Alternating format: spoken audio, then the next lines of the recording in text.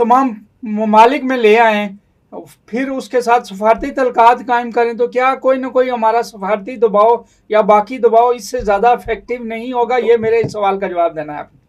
आप जैसे साहिब इल्म से ऐसी अहमकाना गुफ्तगू गैर मुनासिब लगती है। मेरे अल्फाज का उर्दू मेरी कमज़ोर हो गई है, बरतानिया में रहते हुए, मुनासिब हो तो माफ़ कीजिएगा।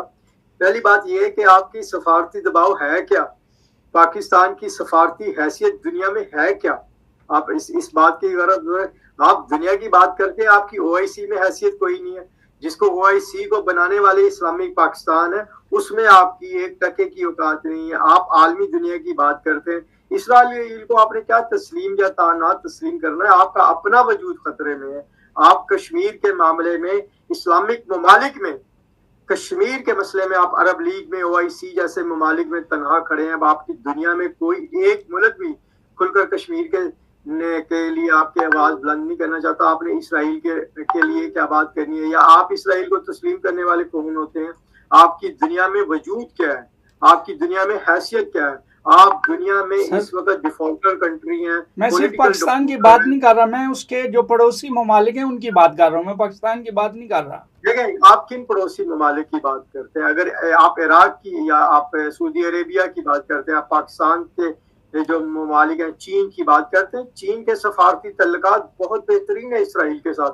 आपको ये जहन में रखना होगा कि इसराइल की बैकबोन जो है वो अमेरिका है, और अमेरिका के आगे पूरी दुनिया है।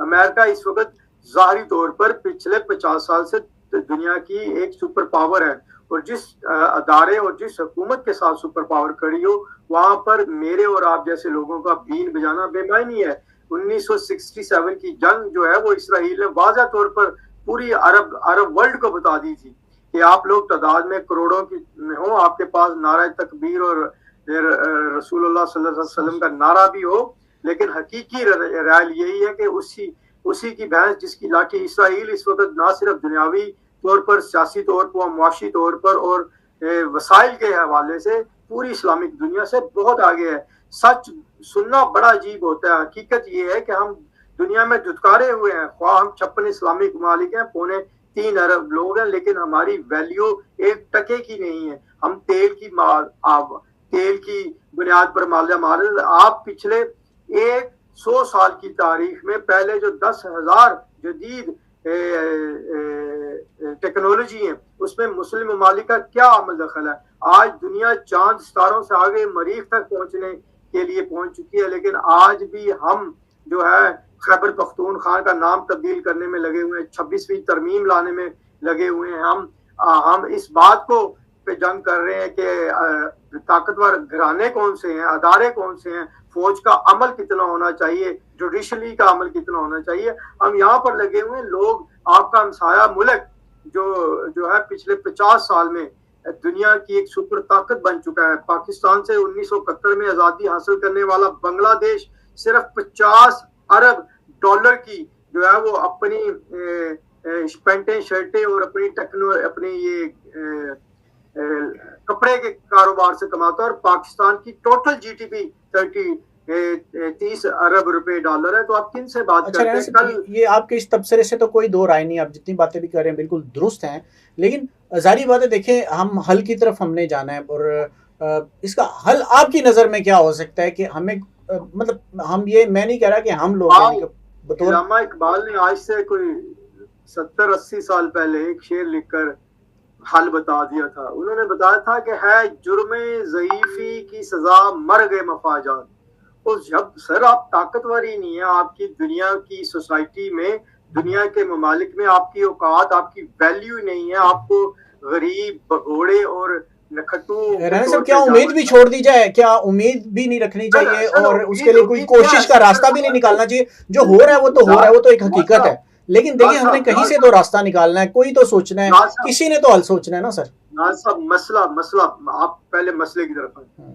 सोच एक कौम की होती है, एक मुआशरे की होती है, एक कबीले की होती है। हम एक कबीला है, हम एक कौम है, हम एक मुआशरा है, हम एक ताकतवर है, हम बटे हुए हैं। हम पहले सुन्नी हबाबी की शक्ल में बदले हुए हैं, शिया सुन्नी की शक्ल में बदले हुए हैं, फिर अफगानी है, फिर पठान है, फिर पंजाबी हैं, फिर सिंधी हैं, फिर खैबर पख्तूनख्वा है, फिर हम उसके अलावा हम पीटीआई हैं, नून लीग की हम क्या कौम है।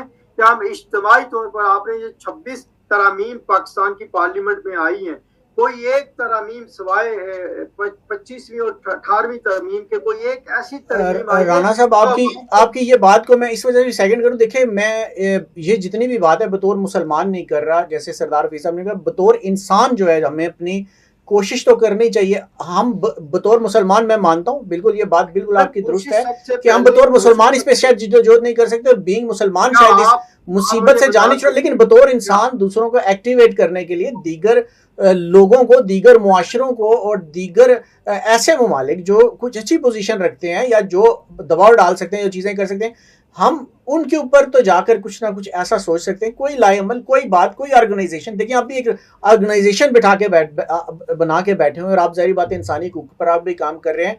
अगर आपको भी उम्मीद नहीं होगी तो आप इंसानी हकूक पर काम करना छोड़ देंगे। इस वक्त इंसानी हकूक का सबसे बड़ा जो दुश्मन है वो इसराइल को हम गर्दान तो रहे हैं, लेकिन हम आप जैसी ऑर्गेनाइजेशन को भी सामने खड़ा हुआ देख रहे हैं। तो आप जैसी ऑर्गेनाइजेशन या इस तरह के इदारे या इस तरह के कुछ और ममालिक में बैठे हुए लोग जो अगर हुकूमत में नहीं है तो अपोजिशन में भी वो अपने तय जिद्दोजहद करते हुए नजर आ रहे हैं, ये बड़ी खुशाइन बात है। लेकिन इस सारे को मोबिलाइज करने की जरूरत है। तो आप कैसे सोचते हैं कि सबको मोबिलाइज किया जा सकता है? सर मजीद जी उसको डिस्करेज नहीं होना चाहिए, डिस्करेज नहीं करना चाहिए जी।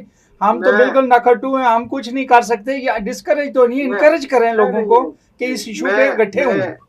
मैं चाहूंगा कि 2 मिनट के लिए मुझे टोका ना जाए।